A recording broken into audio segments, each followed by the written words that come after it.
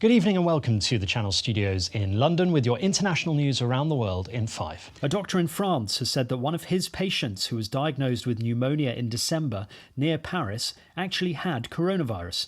This means that the virus may have arrived in Europe almost a month earlier than was previously thought. The patient, who has since fully recovered, said he had no idea where he caught the virus as he had not been in any affected areas. Venezuela's President Maduro says 13 people have been arrested, including 2 US citizens, for their alleged role in a plot he said was coordinated with Washington to overthrow his leadership. According to authorities, 8 people were killed during the attack that aimed to enter the oil-producing country via speedboat from neighbouring Colombia. Meanwhile, in Peru, dozens of healthcare workers protested for safer working conditions and more personal protective equipment. The demonstrations in the capital Lima began after it was reported that there were nearly 50,000 coronavirus cases throughout the country. Despite a rising death toll, the Peruvian government has issued its plan to end lockdown measures in 4 phases beginning later. Washington state agriculture officials say they are concerned over the discovery of a giant Asian hornet, known colloquially as the murder hornet. The 2-inch-long Asian insects have been found in Washington state. Multiple stings are deadly to humans, and in their so-called slaughter phase, the hornets destroy honeybees. It is uncertain how the hornets made their way to the US, but it is most likely that they arrived on a container ship. Okay, so the first detection was in Washington state was December 8th and was turned in by a homeowner near Blaine, which is up by the Canadian border.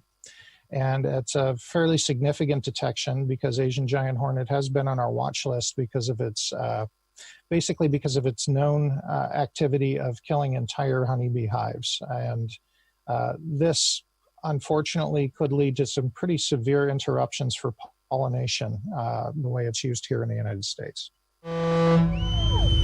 In the Italian city of Palmero, sea rescue members cheered the arrival of a ferry that carried migrants who have been stranded for 36 days at sea. The crews will be tested for COVID-19 and won't be allowed to leave the ferry until the results are in. It is still uncertain where the migrants on board will be placed. Germany is the only country so far that has offered to welcome some migrants.